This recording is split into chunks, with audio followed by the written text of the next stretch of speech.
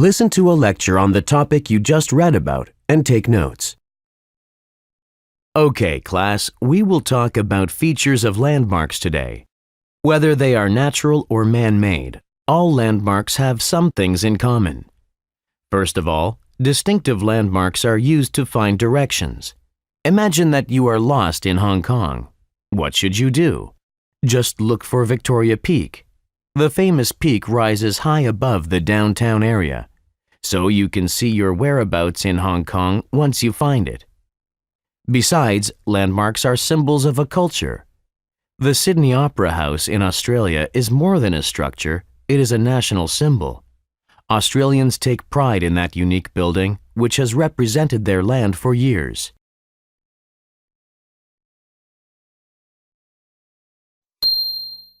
Listen to a lecture on the topic you just read about and take notes.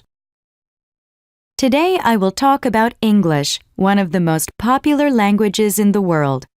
There have been a lot of changes in English as it is a living language. English has gotten bigger as it has borrowed words from other languages. Take the words pajamas and garage. Pajamas came from Bengali, an Indian language, and garage came from French. English has also expanded the meanings of existing words over time. The word cool used to only mean low temperature. In the 1960s, however, its meaning expanded to mean good or stylish. Now, cool is commonly used in both ways. It is really interesting to see the language change as if it were a living creature. Listen to a lecture on the topic you just read about and take notes. Today I'll talk briefly about some distinctive features of the thumb generation.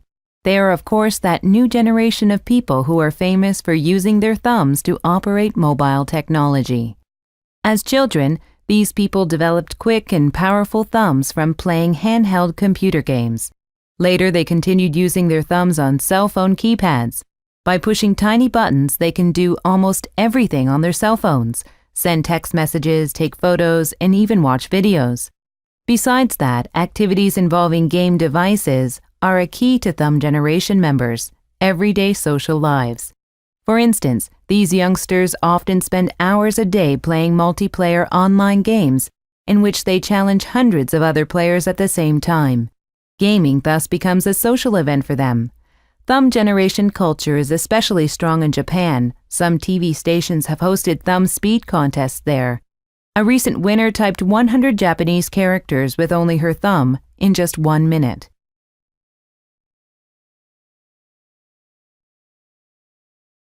Listen to a lecture on the topic you just read about and take notes.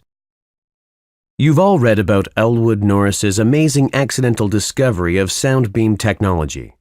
Well, today I'm going to talk about how sound beams work. About 150 years before Norris's discovery that 2 ultrasonic waves can produce an audible sound, German physicist Hermann von Helmholtz made a similar accidental discovery about sound while using an organ. He noticed that when 2 loud notes are played on an organ, a third note is also produced. This is the basic principle of Norris's unique sound beam system. Sound beam technology works because ultrasonic waves travel farther and carry the original sound better through the air. But low-pitched sound waves spread out and weaken quickly in the air. As the sound beams are aimed like a light laser, only a person in the exact target zone hears the sound. It's like the person becomes a radio receiver.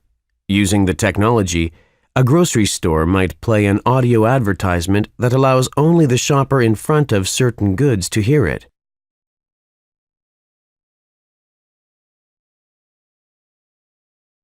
Listen to a lecture on the topic you just read about and take notes. As we are all aware, child labor is a global social problem. You may wonder why child workers are used. Today I'll discuss some major reasons. To begin with, child labor is most often seen in farming areas of developing countries, where children must work to help large families survive. Studies show that up to 50% of Ethiopia's coffee farms use child workers. And these farms tend to be in rural areas where family sizes are large. In addition, Factories that manufacture textiles and sporting goods also employ child workers because their fingers are small and skillful enough for hard, precise tasks like sewing. In the recent past, the media has reported on children as young as 12 years old sewing together soccer balls and T-shirts in Pakistani factories.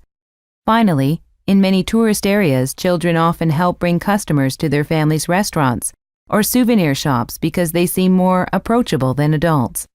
These young touts are especially common in India, where they also help draw in business for taxi drivers.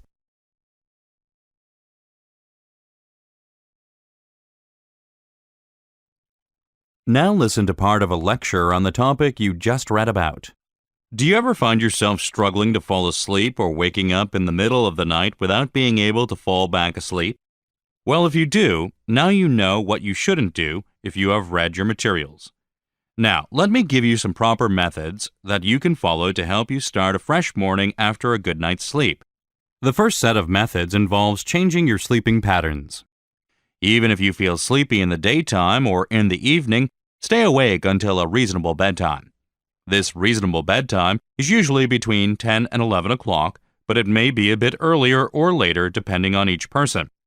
Also, establish a daily schedule that will guarantee 7 to 8 hours of sleep that are fixed throughout the week. If you are a late riser, force yourself out of the bed earlier. Waking up late in the morning will only make you go to bed late. One more thing. When you do get up early, try to get up at the same time every day. Getting up irregularly only prevents you from establishing healthy sleeping patterns. Other suggestions for fighting insomnia have to do with training your mind and body. First, it is always a good idea to exercise regularly to sleep well at night, but do not exercise within a few hours of turning in. Second, try to engage in an activity that helps you relax, such as taking a warm bath, practicing yoga, or going for a light walk near the house. In addition, if your mind is filled with worries, it helps to write down what they are and what you can do about these worries. Sometimes putting everything down on paper relieves the burden on your mind. So next time when you twist and turn in your bed, remember to try these simple steps. Summarize the ideas in the lecture, explaining how the ideas in the lecture support the ideas in the reading passage.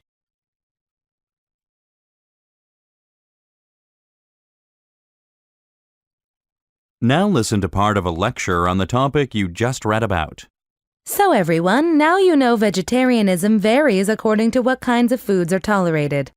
And if you are a vegan, you have to make sure that you are consuming a variety of nutrients because yes, a vegan diet is a type of vegetarianism that restricts animal products, including fish and eggs, and even animal byproducts such as cheese and butter.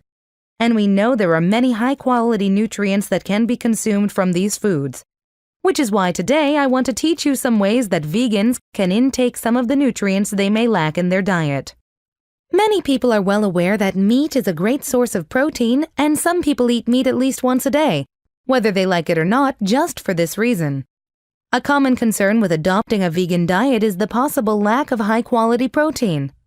But there is no need to worry because vegans can still obtain an adequate amount of protein from non-meat sources. In fact, these non-meat sources consist of foods we eat normally, such as rice, beans, nuts, and potatoes.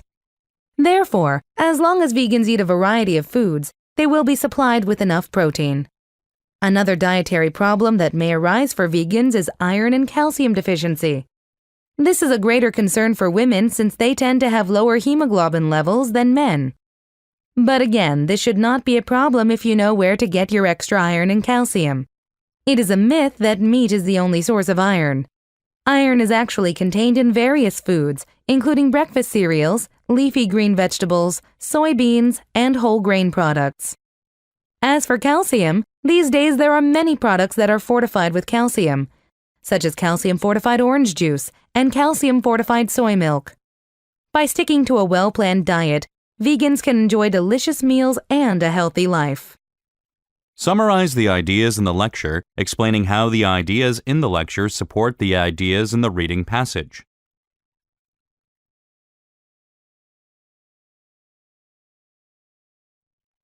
Now listen to part of a lecture on the topic you just read about. So, why is it so important for us to know about the carrying capacity of the planet we live in?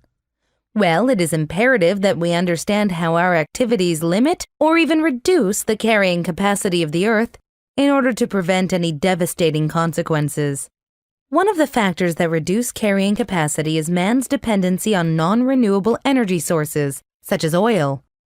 Over 1/3 of the world's oil reserves have already been used. Studies show that by the end of the 21st century, there will be little oil remaining. Conservation efforts in many areas are desperately needed to increase the carrying capacity of the Earth. Unfortunately, humans continue to destroy forests and pollute the Earth's air and water.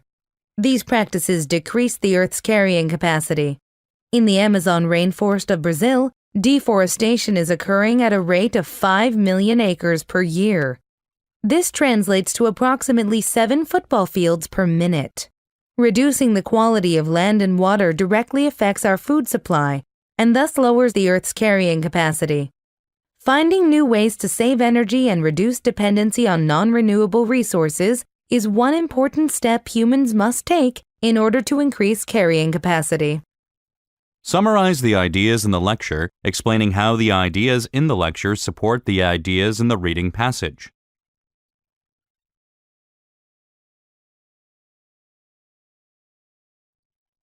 Now listen to part of a lecture on the topic you just read about. As shown in the reading, formal schooling did not really have a place in early human society. To begin with, prehistoric societies were not as complex as modern societies, and the skills to live each day were much simpler than they are today. But several factors in advanced human society caused the need for formal schooling that could be provided by neither parents nor experiences. If you want to know the single greatest factor that made formal schooling inevitable, it is definitely money. Thanks to the creation of currency, people have had to learn how to count numbers and calculate.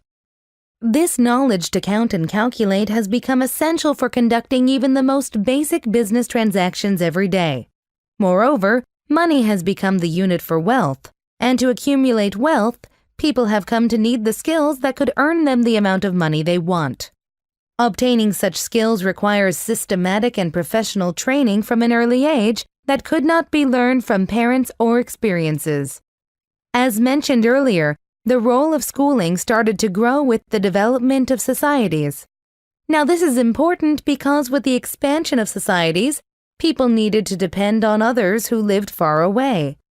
In traditional, closely knit communities, co-reliance was just as significant, but everyone lived nearby. On the contrary, people travel and move far away these days, and businesses are commonly conducted across continents and overseas.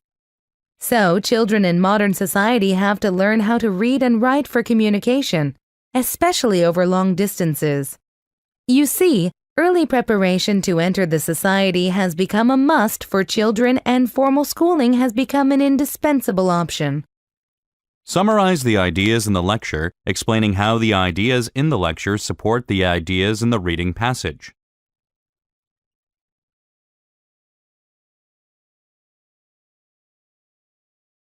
Now listen to part of a lecture on the topic you just read about. One of the most effective ways of boosting employee morale is improving the office environment. Now, when I say this, the first thing that comes into people's minds is decorating the workspace or organizing workstations. Of course, both methods are indispensable factors in making workers content with their jobs. However, if employers are truly concerned about their workers, they must expend more money and effort on providing psychological motivation for their employees. Psychological motivation can come in many forms, and the most effective motivation comes in the form of a reward. The rewards usually include a cash bonus at the end of a month, or some extra days off from work, or even just a gift card. By rewarding employees for the extra effort they put into their work, employees will know that they are appreciated for their hard work. And aside from the reward, employees will also feel a greater sense of accomplishment and pride from the fact that they have excelled past their colleagues. Therefore, in rewarding employees, employers should not be too budget conscious. Also, when it comes to motivational factors, we definitely cannot leave out teamwork. Any capable CEO of a corporation will know that without cooperation and harmony among employees, a company is bound to suffer from internal disputes that eat away at the efficient management of an organization.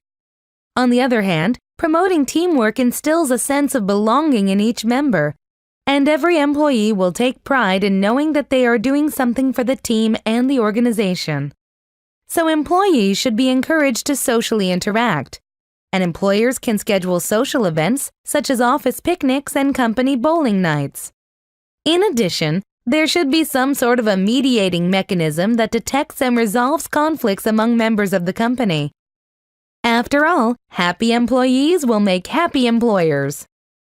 Summarize the ideas in the lecture, explaining how the ideas in the lecture support the ideas in the reading passage.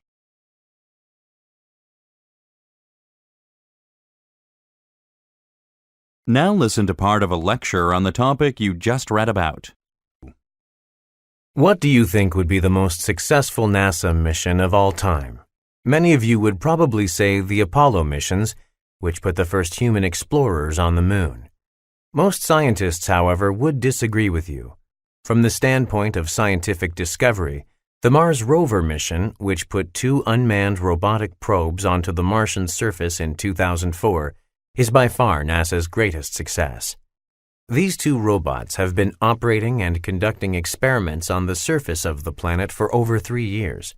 During that time, they have discovered a wealth of new information about the planet, its history, and the possibility of life on other worlds. Their extended presence on Mars has allowed us to learn more about the planet in the last 3 years than we did in the 30 years prior to their landing. And their work isn't done yet.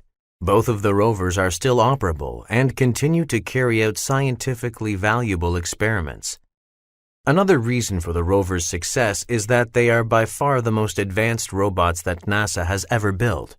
Their powerful array of cameras, sensors, and computers allow them to analyze the landscape and choose the best way to navigate the terrain.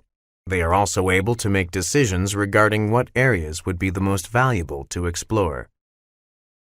Finally, these 2 robots are just that, robots. If they are destroyed or damaged, it's unfortunate, but it's not the end of the world. There have already been a number of situations in which scientists at NASA have chosen to order the rovers to engage in potentially risky experiments. In these cases, these scientists have decided that the potential rewards of the experiment outweighed the risks to the robot. Summarize the ideas in the lecture, explaining how the ideas in the lecture support the ideas in the reading passage. Now listen to part of a lecture on the topic you just read about. Advertising isn't quite the business it once was. Advertisers are losing ground. DVR devices allow television viewers to skip commercials entirely, and most people are too fed up with constant advertising to take it seriously anyway. With this in mind, rogue advertising firms that specialize in so-called guerrilla marketing campaigns are gaining increasing popularity. While these stealthy, low-cost campaigns can turn quite a profit for companies, they can also be risky and deceptive. Take, for instance, the following campaign carried out by a third-party advertising company in support of a recent cult film. The agency placed boxes containing specially designed LED light boards depicting characters from the animated film in various locations around 11 major U.S. cities. This was done without the purchase of formal advertising space or even the consent of the targeted cities, and when discovered, one city treated the boxes as explosive devices, spending millions of dollars to call in bomb squads and police forces and shut down areas of the city. Multi-million-dollar lawsuits were filed against the studio, and the film gained a great deal of bad press. Other incidents have not been so overt, however, and err more on the side of deception than spectacle. A major electronics company, in an effort to generate buzz for a new digital camera, recently paid a number of actors to walk about Times Square as if they were tourists. They stopped passers-by to innocently ask if the stranger would take their picture for them. As the unwitting victim snaps the photos, the 2 tourists talk up the camera's state-of-the-art features, as if offering the person a friendly tip. This tactic, according to most, is skirting the bounds of media ethics. Summarize the ideas in the lecture, explaining how the ideas in the lecture support the ideas in the reading passage.